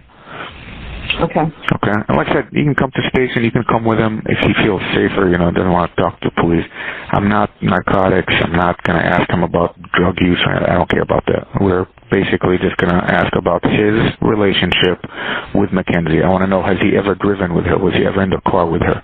What was her driving like? Is she a safe driver? Is she a reckless driver? Any talk about threats of hurting herself or hurting her boyfriends while they were dating? Those kinds of questions. I'm not going to ask him about the crash. A good one to talk to is Joey. Joey dated him on and off too. Well, nobody's talking. Yeah, but Joey willing to, so I just wanted to throw that name out there. Joey Probest. Okay. So he's also the ex-boyfriend in between all of them. She dated Joey longer than Tyler. So Joey and Dominic are the main boyfriends. And Dominic were all friends. Okay. So. If Tyler would, if he doesn't want to talk, that's fine. Just leave me a voicemail, say officer or detective, I don't want to talk. Done. And then they will know that I've done my part. But as long as I don't hear from him, I have to keep calling. He can shut this door very easily. Say, I don't want to talk, or just come down, answer like 5-6 questions that I have, and go on your way. Okay. So please convey this message to him and stress the importance of him talking to me. And I'm also going to tell him that it was very disrespectful for him to even tell me, hey, I'm going to call and not do it. Like, don't tell me you're going to do something and then not do it. Right, right. That's how this was handled. I got it. Well, thank you very much for your time. All right, thank you. Have a great weekend. Bye-bye. I'll be back. I'm really going to stress the importance and try to bring him up there. Perfect. Thank you so much for your help. Right. Bye-bye. Oh, you're welcome. Bye-bye. It's the whole family is just, I can't get with it because, oh my gosh, we just spent every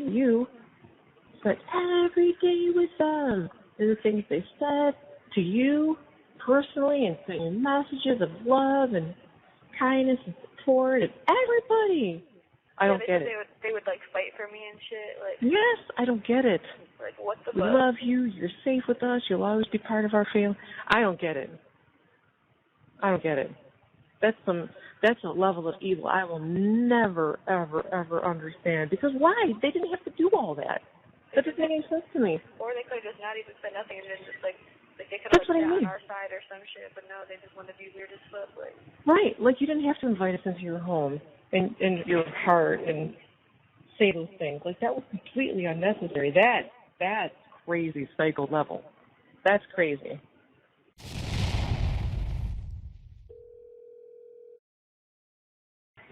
I'm so tired. I bet. This is when you're in your room for a little while, maybe you get to sleep. So, Lincoln's party, there was a huge thunderstorm and tornado warning right in the middle of the party. Of course. I know, but I still ended up having fun. Oh, you went? No, I was working. Remember, I had to make up my hours. But the kids, messages were playing in the puddles and they were playing basketball and and stuff. So. Oh, he's like at the basketball age now. Oh my God, yes, he's been obsessed. Mhm. I wish that Dom would have loved to play basketball with him. Oh my God, they would have had so much fun. So much fun. That's so sad. So, I know. I had so much fun like playing with the kids with Dom. Mhm. I know, baby. Yeah, tomorrow should be my last day in my room. Oh, right. And then what happened? Then I come out with general population. They stay in their room a long time though, because like we have so many like people who have to come out like at different times. Like They're still on the 7th floor. yeah. Okay. Hopefully I get moved though. I don't know though. I don't know. If you don't, it's really okay. I like that you're being protected. I don't like that. I don't really care I know what it. you think. I know what I think and what I I know. would make my time easy. I understand. I'm saying I'm okay. I'm okay either way. I'm not. So did you ever get a call back or no? Isn't that lovely? Yeah, I don't know what the fuck to do, like, but the girl next to me, like, I can't deal with her ass. Like, I really can't deal with her. Like, I'm going to freak out. Like, I don't know why they put me with, like, Spisa, Shizo, Pizza, Pizzo. Like, eat me, takes me, create easy. Can you, move your room? No. Like, same floor, different room? No. Like, no. I'm so irritated. Like, I, like, hate her so much. Like, I literally fucking hate her, like, so goddamn much. Hey, hold on. Say hi to Daddy. Marla. Hey, Hold on Dad. a second. Say hi to Daddy. Hey, baby. Hey, Hey, Dad. baby. Hey. What's the matter? Nothing. I just woke up. Oh, okay. I got no sleep. Why? Because the bitch in the room right behind you just talks to herself all night and, like, is loud all night. And it's so, like, she does not sleep ever. Sorry, Pumpkin. I don't like her. No, well, I'm sorry. Yes, I Hopefully need to get off. Well, This floor is we'll shitty. I need to get off this floor. okay, we'll see. I mean, we're going to find out tomorrow. So, I mean, one more night. Hopefully. Yeah, I'm nervous Sure. for tomorrow. Yeah, me too, Pumpkin. I'm Are angry. you coming tomorrow? Absolutely. Nothing will keep me away. Get all my friends and people to come tomorrow. We'll do the best we can, Pumpkin. Alright, I love you so much, Dad. I love you too, Pump. I do. I love you. I love you. I love you. Love you. I'm angry for you. I'm really angry for you. Yeah, this is shitty. I don't know. Yeah, well, you're getting a bad deal, baby. That's okay. I mean, you know how this is. I mean, the Strongsville detective, he's an idiot. The prosecutors must be a election year for him. I mean, they're screwing you. I mean, they had you on an OMV and they didn't do it. This is wrong. I mean, it's fucking irresponsible. They both, the guy should be disbarred. The judges probably should be disbarred. Well, not this one, but at least the first one. Well, you know what I'm saying. Anyways, I gotta go because I'm gonna say something and it's gonna make someone's feelings hurt. Okay? All right, bye. I love you so much, Dad. I love you too, Pumpkin. I'll talk to you later. Bye, Dad. Hey. Okay, Mom. Oh my goodness. I'm so annoyed. I cannot believe that shit. Yeah. Yeah, it was the most annoying shit ever. Last night? Yes, like, she, like... But I just want to be clear. Daddy was not talking about this, Judge. He was talking about the other one. But the other one even did, like, really good things. And he doesn't know. He's just hurt. You know that, right? I don't care. His opinion has nothing to do with me. That's just what he thinks. But it, Right. You know, Hold on, I'm trying to get money why, to say why, hi to you. You hear? Oh, I have 3 video calls today, but it doesn't actually, I was wrong. It doesn't say who. Oh my gosh, you have 3? Yeah, I have one at 9, one at 7, and one at 7:30. Oh. Okay, so those might be all, no. 7:30. Those might all be me. Because they're all stuff that's pending. Yeah. Did you ever ask Jim about all my stuff at that Dom's house? You just try to pick it up. No, hey, we just talked about that yesterday, remember? No, I know you said they brought brought it up in court, which they did, but that doesn't mean... No, I haven't said anything. No, you asked me about it yesterday on the phone. No, then I have, no, not yet. But then I'll get figured out, honey. You know what job would be so bad? How I told Angela, I was like, hey, can you please put a picture of me, like me and Dom, and just track it? And the prosecutor was like, did you do that? And Angela was like, I did not. Oh. Like, what is wrong with them? Like, first of all, Dom didn't even like you. First of all, so I don't know why the fuck you like everyone that like Dom didn't even fuck with that much is like acting like a protector of like his mouth, like weird as fuck. Like,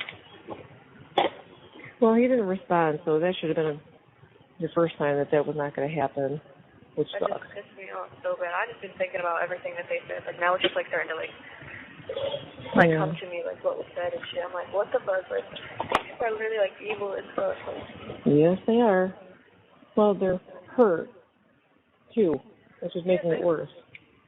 That's what I'm saying. They're hurt, but it's just like weird. Like and like it's just like I just she's a pizza.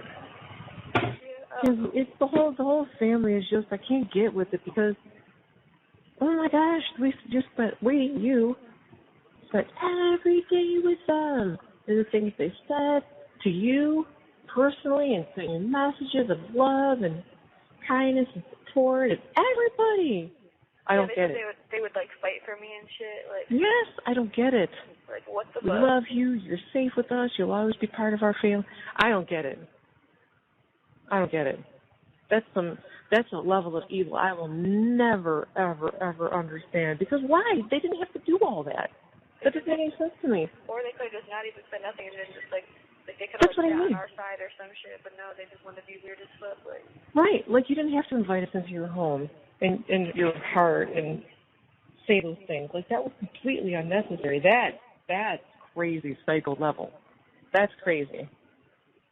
I don't understand that part. That's messed up. Like you didn't have to go out to dinner with her. You know what I mean? You didn't have to come over to the house and drop off gifts for her. That's weird. It's weird. It was completely unnecessary. I don't even know why. What kind of mental bullshit is that? I hate it here. Like I literally hate it here so much. Yeah, I know. Don't forget to like and subscribe so you don't miss the next one.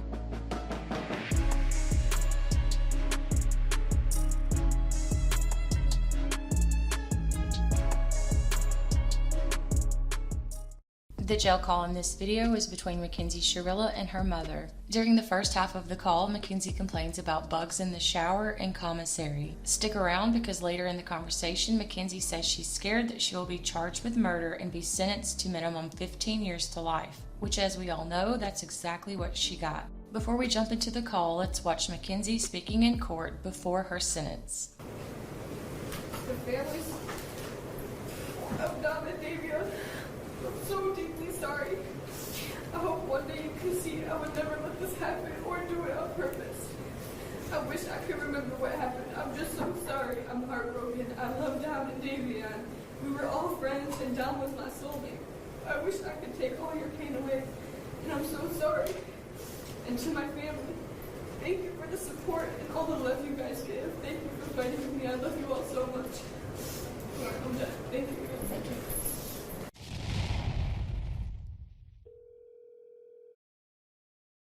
Hello? Hey, Punkin, you're on the car speaker. Everybody can hear. Hey. Hi. What, you called that, the warden? I did. I left a message. Fuck, they didn't answer? No. I just tried to do my commissary. Yeah. And it just, like, didn't work. So, can you try to, like, I don't know, it's like not, I don't know if it's saying I have money or not, but can you try to, like, put like, more money on it? Like, put, like, $20 more on my shit? I can try, but you got 40 on there. I know, it's not even showing up. I don't know if I'm doing it right, though. A staff member should help you with that. No, she was. We were just confused. How is the staff member confused about how that works? See if you can get a different person. What do you mean? Mom, it doesn't work like that. This is the one on our floor right now. Oh, well, you got to wait until there's, I guess, a different one or something. But I did, when I called the warden's office, I told her you were having a problem with your commissary card. So that was Monday. It was like Thursday. No, it shouldn't be on there. I don't know, honey. I did tell her you were having a problem. Oh, you know you can see my mugshot if you want to. Where? On the Cuyahoga County website, and you can look up inmate search and look up my name. Geez, great. Unbelievable, baby. I'm sorry. I'm annoyed that, like, they didn't answer, like... Yeah. I need to get the I don't even know what her hours are. What if she's, like, off at 5 even? I don't know. All I know is I need to get off of this floor, like, right now, today. Well, don't make it a thing. Don't, you know what I'm saying? Because you have anxiety about stuff like... So don't focus on that. Okay? Just breathe through today. And maybe I'll talk to her tomorrow. I hope. Yeah. Have you talked to anybody on that floor yet? Like, yeah, some people, but either they just wait on Jesus, either self, either just like create disease. Yeah. But I mean, have you talked to any normal people that you can like talk to? No. They can't all be Yes, every single one. We'll see what they say when they call me. I mean, if it's for your protection, then they should be able to hook you up with a tablet if it's for protection. Yes, if I'm up here for protection, then hook me up with a tablet. Like, that's irritating as fuck. But again, Kenzie, we don't make the rules. You know what I mean? So I have to write agreements, too. I don't know how to write one, though. What's the grievance before? What? What's a grievance? What would you be writing the grievance for? Because they put me on this pod when I should be in an intake pod. Need that to see like we don't see that. Yeah, well, look, don't do that yet. I don't know how those. I mean, the repercussion with the one in the other place was crazy. You don't know how that is here. So just lay low, okay? Please, for me. Okay, just. And I got. So there's no in-person visitation, but we could go schedule a FaceTime call. Okay? I know. Do you see a board that you can check? A board? Yeah, a board that lists all the calls. The video visitation? Yeah. Yeah. So that's where you'll know when you have visitation. Is this board? I don't. Video visitation ain't shit. I don't. That's shitty as fuck. I'm going to set it up to, like, Faith, Kendra, Mandy and stuff, and then anybody can schedule them. I know, it's annoying as fuck, and I don't... Maybe you could try to order me some commissary. Can you try to order it for me? Yeah, I could try. So do you order it, and what else? A pen and a notebook. Okay. And you'll get it today, or what? No. Monday? I don't know. I'm just annoyed. I don't even know. I want to just order it to myself, but like. Well, does anybody else in there order commissary? Yes, but like I said, there's only 2 of us out right now. The people who have to be in our room for 7 days. And I could shower right now, but I'm scared to shower because I looked at the ground of the shower and there's just bugs all over the floor. Oh God. Oh. Can you keep your shoes on when you shower? Yes, but I'm wearing Crocs. Yeah, so? I don't. Why? It doesn't get wet? I'm scared to get in the shower. Gross. Sorry, Kenzie. Yeah, but when you're on other floors, you can, like, have Tylenol in your room and shit, like. Okay. What'd you say? I said, okay, I'll do my best. That's all I can do. That's all I can do. This is so shitty. I hate it here. I know. Okay. I'm just clicking through all the, what the fuck is a law library?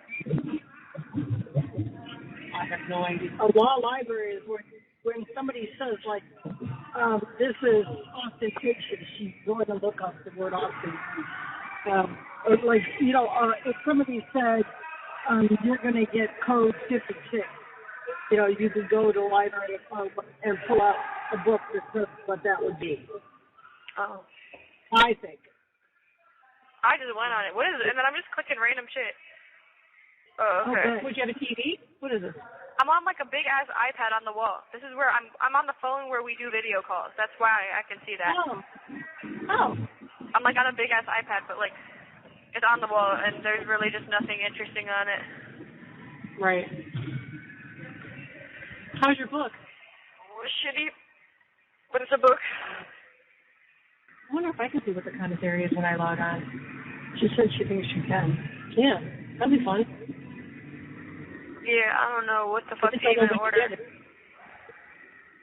Yeah. I just need to get off of this pod right now.